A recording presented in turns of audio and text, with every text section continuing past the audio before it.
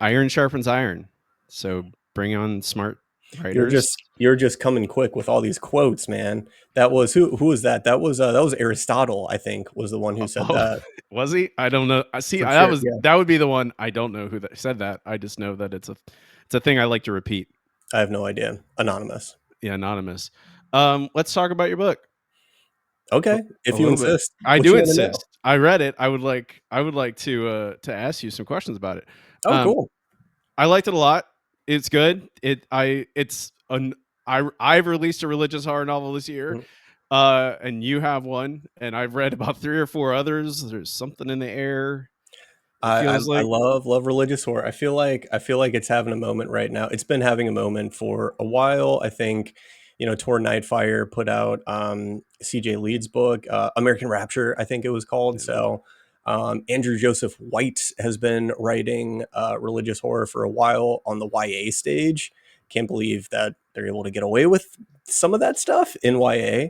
But yeah, it's really having a moment, and I think it's definitely of the times right now. I think it's a good time for it. People want to read it. yeah. I just read The Rotting Room by Oh, I Vicky got it on my Parhanty. shelf. Yeah. Yeah, it's an incredible book. She'll be in the podcast soon. My first question after I finished this, I was like digesting. My first real like meaty question was time jumps, Hmm. perspective Hmm. changes between the two Yes. brothers.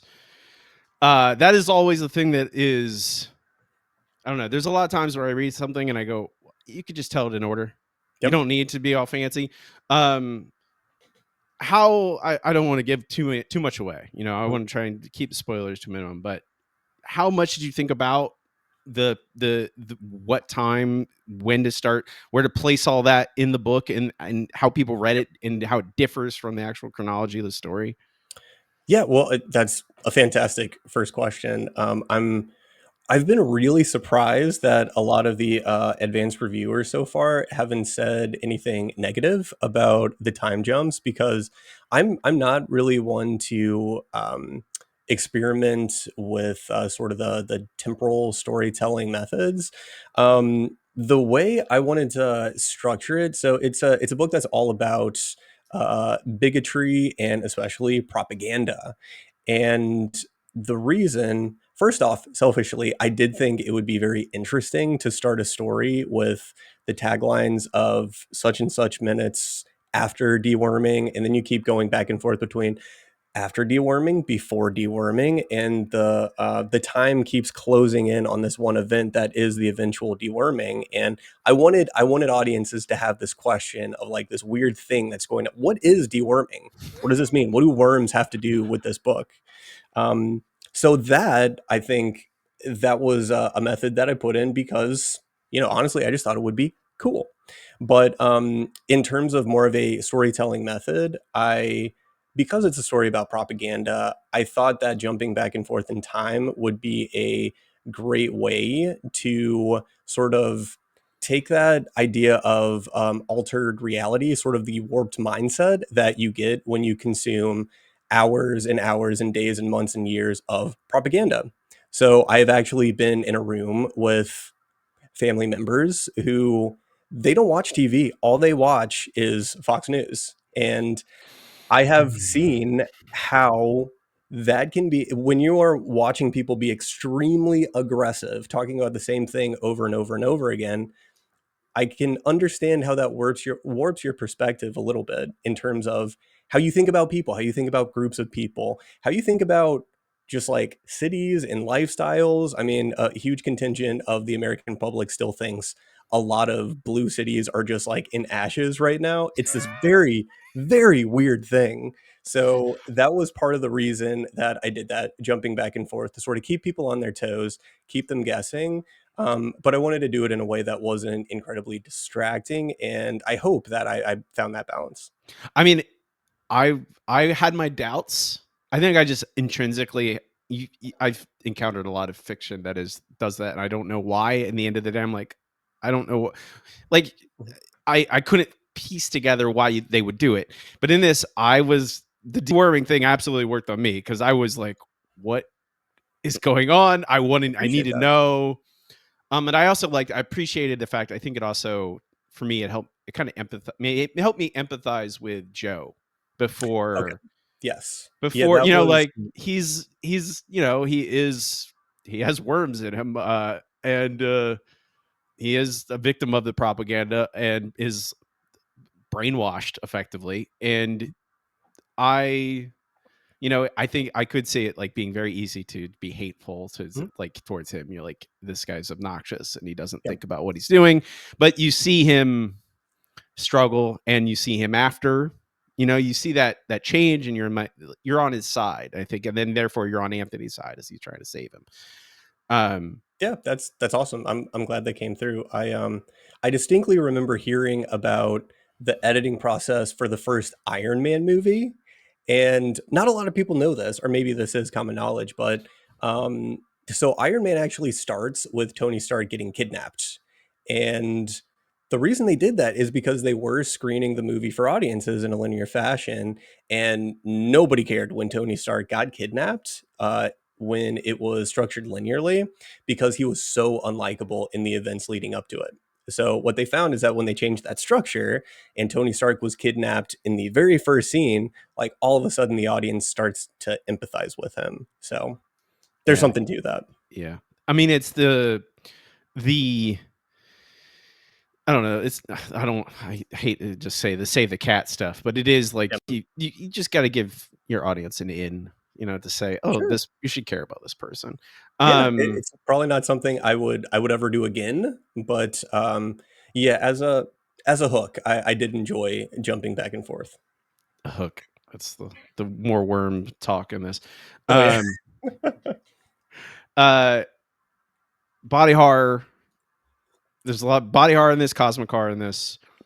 Body horror is a lot rooted in intrusion, Mhm.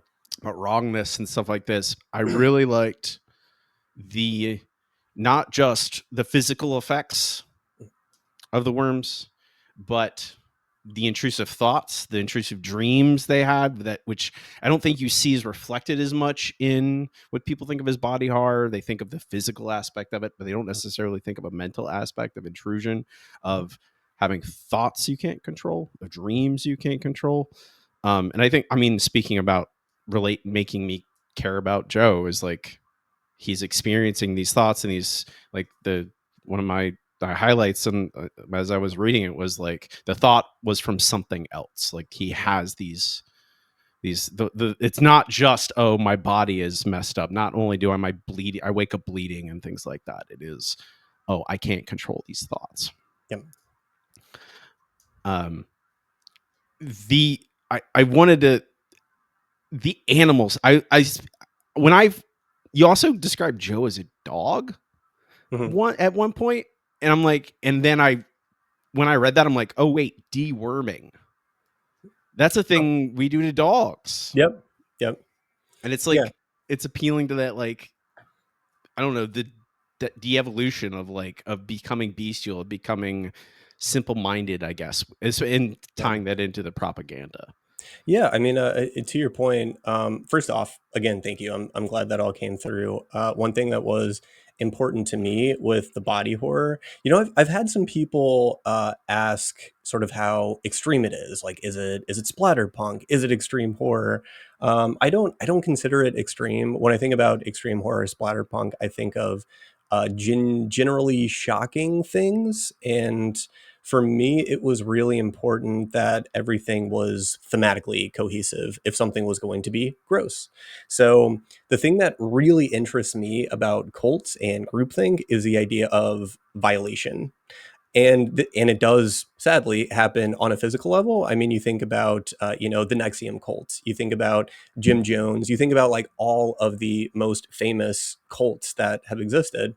A lot of times there does tend to be some sort of physical violation with it, and a lot of times that is in a very strange way, in a very brainwashed sense, complicit in the moment because of the propaganda.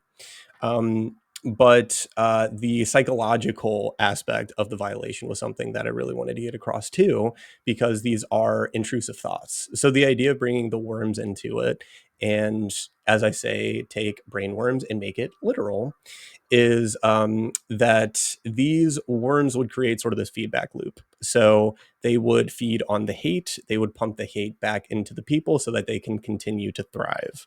And yeah, I mean that's what sort of created this mechanism that could keep them alive and could keep the people super hateful. So that's where all of the body horror comes from. Some of my favorite posts I've seen have been people sort of reading or like taking passages about, no spoilers, but the first time Anthony encounters something cosmic.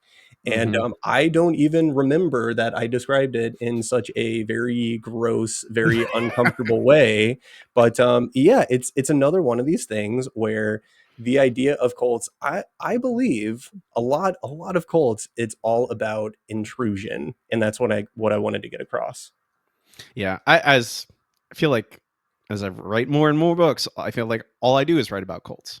Yep. Even when I'm writing about vampires, still writing about cults. It's fascinating. I mean, I think it's really wild how cult mentality it really is just thriving today, and I think we all. I think the reason it stays in the public consciousness, and I think the reason it stays fascinating for people like you and me, is because we've seen a lot of people hop on certain bandwagons that we feel it's irrational. How could a rational person feel this way? And then you start putting the breadcrumbs together, you start picking up the pieces as to what could actually lead to this way of thinking, and it is genuinely fascinating. And I think art is a great place to actually reflect on that. I did. I don't know if this was necessarily a big an intention on your part, but it felt, I don't know, my reading, like, because Anthony feels like he is not in the cult, but it feels like there is, like, he has, when he is coming back to his brother for so long, after so long being apart, um and he says, he says people choose to accept what they let inside, Mhm. because how much should I blame the pastor? How much should I blame Yep. Darla? Ultimately, Joe needs to be responsible for his own mind, for his own actions. Mhm. And then you find out about the worms, and maybe Joe didn't willingly eat the worms. Mhm. Is there a little bit about Anthony confronting his own ideas about cults, about being susceptible to that propaganda? Yeah, I mean it's a really good question because this is something that I even struggle with. I think a lot of people struggle with this. I think we've all had this moment where uh, we're like, wait, hold on. Am I actually the crazy one, and the other people are actually right about a lot of this stuff?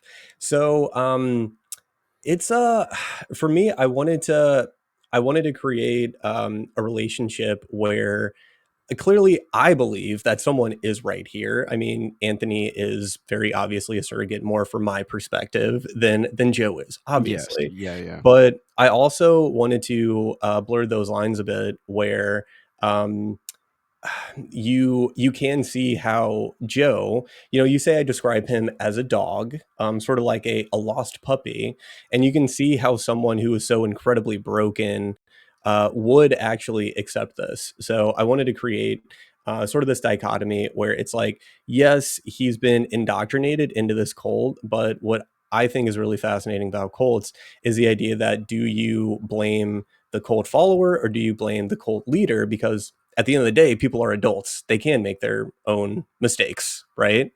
And should we hold them accountable for that? Personally, I do, but at the same time, I acknowledge that brainwashing is very, very, very difficult. Um, and that's why we have deprogramming programs. So it's tricky. I wanted to create something. You're seeing how I'm having trouble explaining it. I Yeah. think I think that's kind of where I stand in terms of brainwashing in general. I think everyone's susceptible to it, and I think that it's very hard to judge people when if they have been groomed into an ideology that we disagree with. Maybe they're just broken and they're looking for someone who can save them, and I can empathize with that. But at the same time, that fine line is still holding people accountable. Yeah, I mean, I think that's the. I mean, I think you toe that line very well in the book. I think it is about like you have to. It's gray. It's all gray. There's no. It's like yeah, of course there are. There's people like Father Castor Mm. who you succeeded in that. I hated that little runt, that little child. I hated him so much. His scenes were probably some of the funnest I had writing because he's just blatantly evil, and It that's a lot easier to write than people who is. are morally gray. But the evolution or the de-evolution, the place that he ends up at, that was a lot of fun. Yeah, So that I I hope people like where it yeah, goes. that's very good. Um, all right. Squirming all the way out. All squirming all the way up is out as of by the time this is out. It will be out. You should go Yep. pick it up, everyone. Thank I you. think. Are you ready for the second act, Joey? Yeah, sure. Okay, good. And This thank you for the ringing endorsement from someone no, who writes a lot of religious horror. no. Thank you. I You. I appreciate mean, it. it is the again. It's I'm working on another thing, not really religious horror, but it is tapping into the body horror, cosmic horror, politics uh axis, I guess. Excellent. What was your last one? More was it body horror and cosmic horror? No, I mean it's mostly just religious, Okay, mostly, but there's definitely elements of again, I think as I every book I write about is about cults. I feel like every book I write about is also about sweet. kind of Yeah, cosmic horror. It love kind the of cover art. I've been meaning to it, check it out. it filters into everything. Second act is just I'm gonna ask you some questions. Sweet, please And you do. just and these are more broader questions, not necessarily key to your book, but um, we'll start off with a question from my last interview, which was Wendy Dalrymple. Oh, love Wendy so much. Yes, Wendy's great. Her question is, what's your favorite book by a woman or femme presenting person?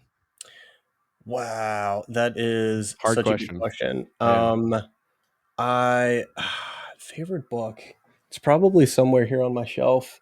Um, I can name something that I read recently that really spoke to me, and that is Frostbite by a personal friend, Angela Sylvain. I was a super fan before I became friends with Angela Sylvain, and she's gone on to be a Bram Stoker nominee and has actually ended up on the cover of the Mm-hmm. book, which is very very fun for me. I get all giddy every time I look at it. I love the way Angela writes teens. I just love it. And I love her prose style. So that is one that I have recommended to a lot of people. Excellent. Angela's great. Yeah, Yep. we met in person at Stoker in June, and she's wonderful. Which here I'm gonna. You don't have to answer this. I'll ask you again before we stop this. Come up with your own question for our next guest. Oh, So okay. whatever I won't. You don't have to know it right now, but I will come back around to that. Ooh, Um, okay. Fun. yeah. What's a word you hate? What's a word that I hate? Yeah. What's a word you hate? Bloated. For Okay. some reason, I have always, if somebody says like just like in any context, for some reason I have never liked that word. Like That's the fine. other day, I over pumped a wheel on my kid's like running stroller, and the tube started popping out. I was like, "That looks bloated." No, like my wife, her word is moist. Like anytime I say That's moist, and a lot of people have this with moist. that I don't was know what it is my about moist.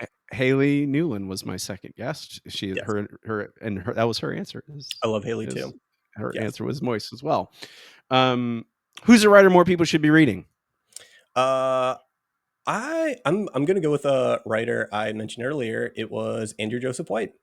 Andrew is so I don't know them personally, but it's a trad pub author, but I think they write from a trans perspective, and I think they write in such a way that it's sort of instructive to a lot of people who are not familiar with alternative pronouns, and they're able to use it in a way that simplifies it and normalizes it. And I think more people should be reading Andrew Joseph White's books.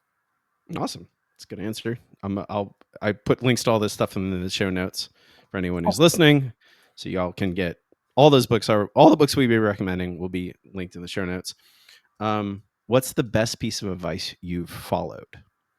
Oh, yeah, I have a great one that always jumps out in my mind. It's don't find time, make time.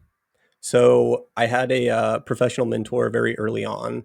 Before I even started writing, I was thinking about starting a nonprofit. I've been very ambitious for a long time about starting something. Serial starter, I would call myself.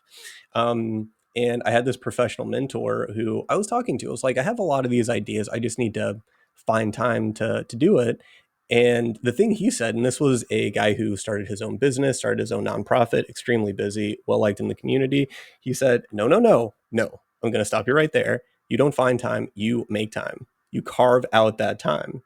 And the only way I was ever able to write my first book was because I would wake up at 4 a.m. and I would type before anybody else in the house woke up. So those are words that I've lived by since.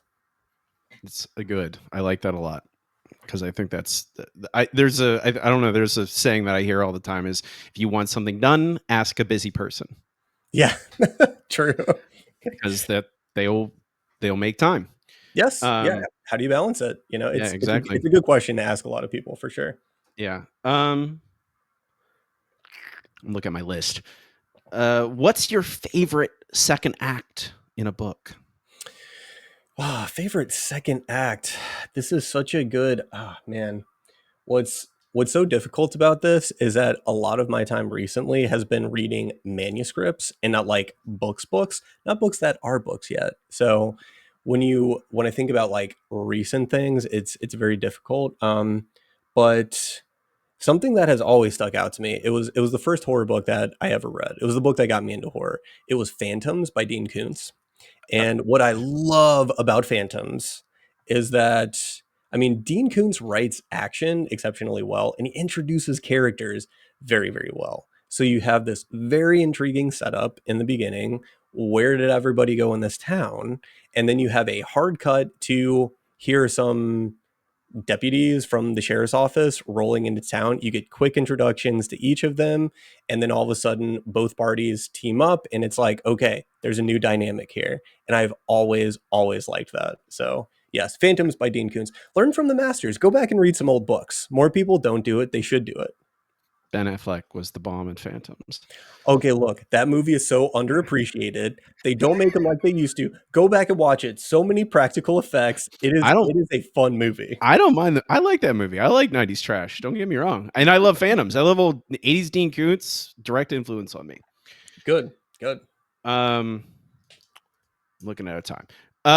What's you have your question for our next guest? Well, yes, okay, because I so I'll try to go off of what Wendy asked, and I would put out the question: what is your favorite book from a Black author? Favorite horror book? Because we were I was at Books and Brews recently, and I Very jealous of was you, by the way. I was oh saw my the pictures. It looks so good. it was so much fun. I don't want to be a jerk here and say like, "Oh yeah, you really missed out," but it was like the most amazing book event that I have ever seen. I mean, it was so incredibly well run. And I had the huge privilege of being able to both be on a panel and moderate that panel. I spent very little time actually talking about my own work because I was so fascinated by Boris Batchich and RJ Joseph. And RJ, she spent a lot of time talking about um, the fact that there is a perception that there are not a lot of Black horror authors, and there are not a lot of female Black horror authors. And she said she was actually a part of I think it was like an editorial where it was literally called like 120 Black female authors in horror, something like that. And she's like, "Hey, look, you have 120 to choose from." It was something like that. So, yeah, I think more people should be aware that there are a lot of authors writing horror who happen to be Black and female. RJ Joseph is a great place to start. RJ Joseph is a wonderful short fiction author, which is why I think a lot of people have not heard of her, but go check out her work. I will put a link to all that stuff. All right. You ready for some blood? Oh, sure. Okay, awesome. This is where we will talk about a problem or trouble you've had in either a work in progress or in something in the past, whatever you're willing to share. Do you have anything that comes to mind? A problem with a work in progress. A Oh struggle? Any boy. could be literal, could be nuts and bolts, or it could be Yeah, I mean, philosophical, something like that. I will talk about squirming all the way up here because the first draft of this, it was a screenplay and it was just 100% just straight religious horror, or rather a religious thriller. There weren't a lot of horror elements in it, and I envision it as being this like very tight, very like under $4 million movie, which is how I wrote it as a screenplay.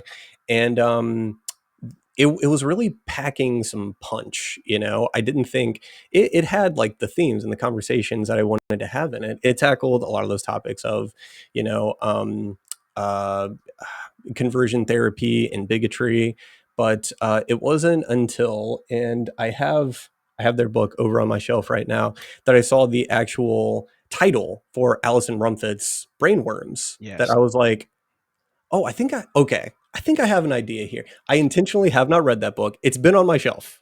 I intentionally have not read that book because I didn't want to have direct influences from the text. I wanted to make sure that this stood alone and no one could say I was copying anything that Allison Rumfitt does, because I mean, they're a brilliant author. I am not them. But that sort of seeped into my brain, much like worms. And I'm like, okay, I have a new angle with this. And I started getting a lot more interested in writing more cosmic horror and body horror. And yeah, everything just started falling into place. It went from something I was kind of bored by and didn't want to go back to something that I was actually very excited to write, because the cosmic horror stuff, that's what excites me about Right. writing something that hopefully people, if they've seen it before, maybe they haven't seen it done in this way. That's the kind of stuff that I enjoy reading. Like, for instance, I'll give a comp here. It's not a comp to my work, but I just finished reading TT Madden's recent release. It's called Student Bodies, and it is just gonzo, crazy, banana pants. Like, what is going on? It's got body swapping, orgies with body swapping, a cosmic entity, a skull that's very like, talk to me. You touch the skull, you can body swap. It is nuts. I've never read anything like it, and that's the kind of stuff I love. If you can give a reader an experience, that's what I love. Okay. The did you do you write a lot of screenplays? I used to. I used to. Okay. So I'm a film studies student, or I was a film studies student previously, and my twin and I, Josh Powell, who I co-wrote another book I released this year. It's called Night Games with. Yeah, it's on my Um, list. It yeah, awesome. looks right up my alley. Oh, yes. I would hope so. It's also, I try to tell people I'm not a super political guy. It is another just overtly political. It's an eat the rich book. It's all about wealth inequality. But uh, yeah. So Josh and I, we went to film studies, to film school together, and he still directs, and I actually act in a lot of his horror short Oh, films. right, you're right. I've seen. Oh, yeah, I saw that on your page. I was like, Yeah, you've probably seen my mug like in a clip on yeah, my Instagram page. But it's so much fun. It's so much fun to act. It's not something I do extremely seriously, because, like, I have to work. But he continues to do that type of stuff, and I just kind of transferred my passion for creating things over to prose, and I never really looked back. I haven't really had any any need to actually go back and do screenplay format. I actually really, really like the flexibility that prose offers. yeah. I'm always there's always people who I do conventions and people are like, why don't you write a comic book? Why don't you write a movie? I'm like, Mhm. Yeah. I don't have time for that, man. I'm sorry. Yep. I'm like trying to get one successful career. I I'll know, I figure know. out. It's like, leave the comic book stuff to the comic book writers and the artists and what. Like, I totally get that. What I tell a lot of filmmakers is that you can create a lot of short films and you can go to conventions.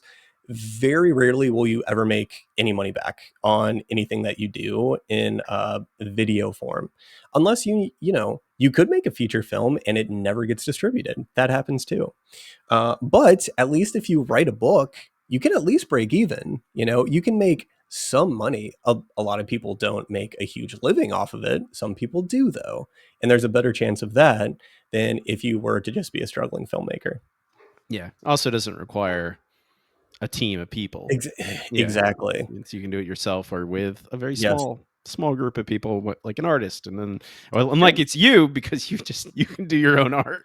The older you get, the harder it is to get people together to do that type of stuff. That's what I learned. When I was like in my 20s, there were a lot of people that were really enthusiastic about like, yeah, let's do a short film. But now like people have jobs and wives and husbands and kids, and it's like, I mean, even for me, it's really hard to get away for a weekend just to do a 2-day shoot. Yeah. So I mean, is that a part of why switching to prose? It's more practical. You can just you're Um, able to put more time on it, or does it feel more like a fit? I think so. I think there's this certain there's such a big ceiling when it comes to screenwriting where you could go out and make your own stuff, but there's so much budgetary restriction that you have to, there's so much fundraising that goes into it. There's a reason why a lot of your favorite filmmakers, they were born in the business or they actually have families who they were born into wealth. Okay. This is not some big, very rarely is there this breakout starving artist like that. That just does not happen that often, you know? Like Tarantino is probably like one who, okay, he broke out, but then there's like Paul Thomas Anderson. He's the product of nepotism. His parents write him a check every time he wants to make a movie. So a lot of people don't know this, but it's true. But with writing, it's something that you can just pick up and you can start. And there are a lot of different avenues you can go into. I mean, I have no qualms with people who self-publish. I think self-publishing is a great thing. And I also think for people who look down on self-publishing, putting work out and gaining a following is extremely important if you have ambitions to publish by other means, either with a small press or with a trad pub. Some of your favorite authors, you would be shocked to know that they have actually self-published. So that's what I tell people. Can't I can't echo what you say loud enough. Oh, I thought you were just gonna. I can't echo what you say, dude. Like No, no, that, no, I, no, I no, disagree no, no, completely. no. I mean, I'm self-published, so I'm not gonna argue with you. Even though I am having like a crisis of identity about that right now, but that's that's fine. You know, It's if fine. you love what you're putting out and other people are loving it, I will say, anybody listening to this who they notice that their sales are going down or they had a recent release and it didn't sell a whole lot, the economy is bad. Yeah. And the first thing that takes a hit, it's commodities, and books are commodities. Okay, people love reading, but they're also really tight with the purse strings right now. And I think a lot of people need to keep their expectations in check because of that. It's just a storm that needs to be weathered right now. Like I'm feeling it. You know, even the press that I run, Maddox Media, a lot of the sales are down, and it's just one of those down times. Will it persist another 3.5 years? We will see. I hope not. What a strange amount of time you I know arbitrarily it's so select. it's so odd. I don't know why I came up with that number, but we'll see. All right. Before we go, Joey, tell people about where they can find your book and where they can find you online, all that stuff. Yeah, so I should mention my publisher, Madness Heart Press, that's putting this book out. I think at the moment you can order directly from their site, but you can order it on any major retailer site. So Amazon, Barnes and Noble. If you really want to make my day, request that your local indie bookshop pick it up, or your local library. It's extremely important. People think like putting books in libraries means that authors get no money. That's not true. It offers a lot of access, and writers actually do get money from that. And my socials, you can find me at Wow Cool Joey Writes, and my publisher site is at madxmedia.com. So any updates that I put out on the press page, they are going to be on Instagram because that's where the cool kids are, except TikTok. I'm not on TikTok. It's just my millennial brain can't handle it. I tried and then I gave up. I think mine still exists and I still get requests and I'm just like, I just open it and it's just stimulation overload. So Yeah. can't do I it. mean, it's there, but I don't pay. I can't, like you said, it overwhelms me. Takes Yeah. up too much I brain just, space. I just like looking at pictures or people talking to their cameras. That's my speed. Yeah, exactly. What, Yeah. Joey? Thanks for joining me. Appreciate you. Appreciate you being here.